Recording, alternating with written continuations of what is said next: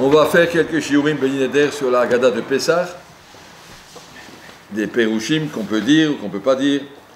Le chiffre de la Haggadah, le chiffre de base de la Haggadah, c'est 4. Tout va sur 4. Arba Kosot, Arba Banim, Arba Shelot Domanishtana, Arba. C'est encore Arba, aidez-moi. Galouyot. Arba Galouyot, Arba Shabbatot, Shabbat, Shkalim, Zachor, Para Yachodesh, et Machen Yerushalmi, qui négède Arba Kosot. Il y a Arba Kosot qui représente le caractère Shonot de la Géoula, Tzeti, Vitzalti, Vigalti, Vigalti, tout ce chiffre 4. Arba Banim Dibra Torah, qui correspond aux 4 progressions qu'il faut faire dans le soir du Seder, peu à peu depuis le début jusqu'à ce qu'on arrive au 4e. Il y a 4 marches à gravir pendant le soir du Seder. C'est ces 4-là qui sont. Il faut arriver à comprendre un rapport entre toutes les deux différentes façons, mais ça marche par 4. Tu dois commencer par le Hotzeti, premier cause du Kiddush, le Hitzalti, cause de la fin de la guerre d'Israël, avant le Motzi, le Gaalti, le Gaalti, c'est Birkat Amazon, le Lakarti, c'est le Halel. Il faut grimper, progresser, jusqu'à la fin du Seder, tu es après les 4 vers, tu as bien bu, tu es très joyeux, tu es très heureux, tu es un autre homme que ce qui était avant le Seder. Avant le Seder, on était encore à Vadim et Mitzrayim. Il faut qu'on arrive à remonter peu à peu. Alors, on va voir. À travers les Arba Banim, on va parler aujourd'hui du Chacham. Chacham Ma'u Omer. Le Chacham, il pose une question. Ma Edot Vachukim Vamishpatim Ashatziva Hashem Elokeinu Etrem. Il demande c'est quoi le Chacham. Edot et Chukim, et Edot et Mishpatim, il comprend. Mais Chukim, je ne comprends pas. Il y a des Chukim, je ne comprends pas. Il y a des choses que le Shmo nous demande de faire qu'on ne comprend pas de sens. Il y a des Chukim, il y a des lois qui sont comme ça, incompréhensibles. Donc, pas de sens. Et il te demande d'explique-moi le sens, des choses que je ne comprends pas. Afato et Morlo Kilchot Pesach. Dis-lui, voici les halachot du Korban Pesach, en maftirin achar Pesach afikoman. S'il demande le sens des Chukim, il faut lui dire, les Chukim n'ont pas de sens pour l'homme, ils ont un sens pour Hachem. Et c'est pas vrai. On voit dans un Teilim, Magid Varav le Yaakov, Chukav ou Mishpatav l'Israël, Akadosh Baruch Hu nous donne les Chukim. Moshe Rabbeinu, il a compris même Ta'amim de Paradouma. Quand on grandit peu à peu, les Chukim deviennent compréhensibles, mais au début on ne comprend pas. On ne peut pas expliquer des Chukim, je ne sais pas quoi, l'espace à 4 dimensions à quelqu'un qui ne sait pas construire. Il faut commencer par le début. Il y a des niveaux, les Chukim ne sont pas accessibles.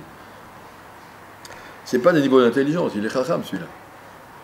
C'est des niveaux dans son nefesh. Il n'a pas le niveau dans son nefesh pour atteindre cette Chokhmah. La Chokhmah dont on parle ici, il veut comprendre. Alors on lui dira, pour comprendre, on va raconter une histoire comme ça. Il y a un monsieur qui est.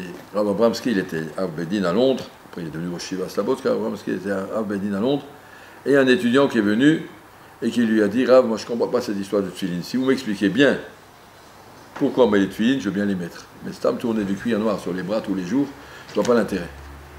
Abramski lui a dit je peux te faire un chiot pendant 2 heures, t'expliquer des tas de choses d'intérêt importantes pour t'expliquer tout ce que tu veux comprendre sur les tefilin. Mais j'ai une condition. D'abord, tu mets les tefilin pendant 2 mois, tous les jours, tu les mets. Après, je t'expliquerai. Pas t'expliquer comme ça. C'est pas un cours théorique. Mets les tefilin tous les jours pendant 2 mois, après tu viendras voir. Au bout de 2 mois, Abramski le rencontre, il dit alors, il a dit Rav, j'ai mis les tefilin pendant 2 mois, j'ai même plus besoin d'aller vous voir. Je ne sais pas pourquoi les tefilin sont noirs et pourquoi elles sont carrées et pourquoi elles sont comme ça, mais ce que je sais, c'est que les tefilin, ça m'apporte énormément. Les tefilin, ça construit la neshama. Les mitzvot, ça construit la neshama. Quelqu'un, tu vas lui dire, fais Shabbat. Il dit quoi, je ne peux pas soulever un stylo, je vais prendre l'ascenseur. C'est pas possible. Je dis, essaye. T'as amoureux, quelqu'un qui a fait un Shabbat, et puis un deuxième Shabbat, ça ne me viendrait pas à l'idée de toucher un stylo, c'est même pas la peine. Je suis Tohem, le Tam du Shabbat. On ressent la Kedusha du Shabbat qui nous élève à un niveau qu'on n'a pas autrement. Le Chacham, il demande, mais je veux savoir le Tam des mitzvot, des Chukim. On lui répond, mon ami, tu sais quoi? En maftirin achara Pesach afikoman. Tu manges rien après l'afikoman. Tu manges le korban Pesach comme ça. La matzah, c'est de l'eau et de la farine. Il n'y a pas de sucre, pas de cacao, pas de sel, rien du tout. De la farine et de l'eau. Blitam. Et Moloch Yechot à Pessah, le Korban Pessah, tu le manges comme ça. Après le Korban Pessah, tu ne manges rien. C'est tant que tu as dans la tête, j'ai aussi du Korban Pessah, et aussi du football, et aussi la bourse, et aussi ça, et aussi ça. Le Korban Pessah, il te gêne. Explique-moi, sinon c'est pas la peine, tu me déranges. Il dit, mets tout de côté. En, Acha, Pessah, Afi, Korban. Tu enlèves tout. Regarde ce que le Tam du Korban Pessah te donne. Tu verras que tu es un autre homme après avoir fait la mitzvah. La mitzvah t'ouvre des horizons, et après tu comprendras le Tam. Le Tam, il vient après, par la suite. Quelqu'un qui fait Shabbat pendant des années, eh ben, il peut t'expliquer ce que le Shabbat construit dans sa personne. Il peut l'expliquer à l'avance à quelqu'un. Donc ça, c'est ce qu'il y a dit ce Chacham. Vous savez qu'on voit dans les Arba Galouyot, le Galout de la Chokhmah, c'est les Grecs. On a vu 4 Galouyot. Ce que je viens de dire maintenant, c'est en Sfatémet. Soyez cher, c'est pas du Sfatémet, je crois que c'est de moi, je sais pas où je l'ai vu. Dans les 4 Galouyot qu'on a, il y a Madaï, Babel, Madaï, Yavan et Edom. Yavan, c'est les Galouts de Hanouka, les Grecs, qui étaient le peuple le plus, on va dire, intellectuellement développé. Ils ont inventé la géométrie, le théorème de Pythagore et d'Euclide, et l'architecture, et la poésie, et la philosophie, tout, on doit tout aux Grecs, tout ce qu'on appelle la culture, c'est bien des Grecs. Et les Grecs, ils n'étaient pas d'accord qu'il y ait un système qui soit différent du nôtre.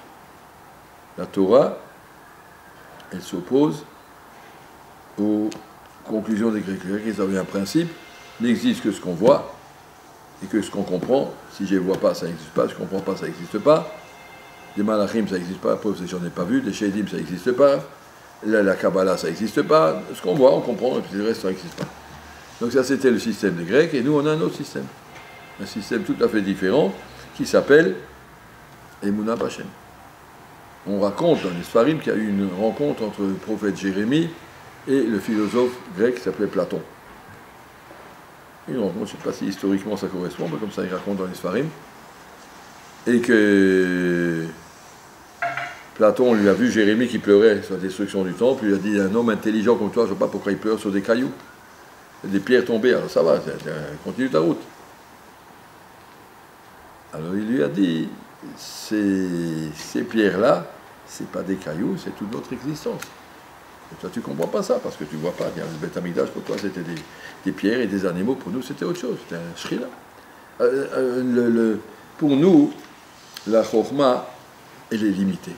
Si le chacham, le soir du Seder, il pose des questions, c'est qu'il lui manque quelque chose. Il a un yetzer hara qui s'appelle chokhmah. Je veux tout comprendre. Si je ne comprends pas, je ne fais pas. C'est faux. La kedusha, le neshama est plus haute que la chokhmah. On va dire, le prophète Jérémie est allé plus loin que Platon. Platon, il reste rien. Et Jérémie est toute notre Torah qui est construit de ça. La force, quand le Chacham il a posé une question, je veux limiter la Torah à ce que je comprends, il faut lui dire au contraire. Je veux m'incliner devant la chokhmah de la Torah, et après un jour tu comprendras. Alors ça, c'est ce galout-là qui s'appelle Yavan, qui est le galout de la chokhmah.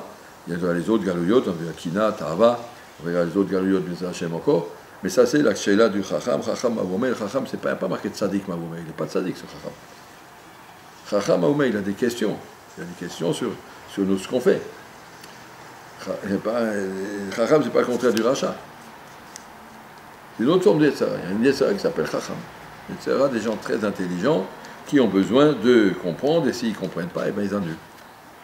Et nous, on lui dit, non, il y a des choses plus intelligentes que ton séchel. Des choses plus profondes que ton séchel. Le séchel de l'homme, il est limité jusque-là, et l'homme, il est capable d'aller, par sa neshama, de comprendre et de saisir, de ressentir des choses beaucoup plus profondes et plus émettes. Et l'homme n'est qu'un petit morceau dans la grande brillade d'Akadosh Baruch Hu. Shavuot Tov, et Bezat Hashem, la suite à demain.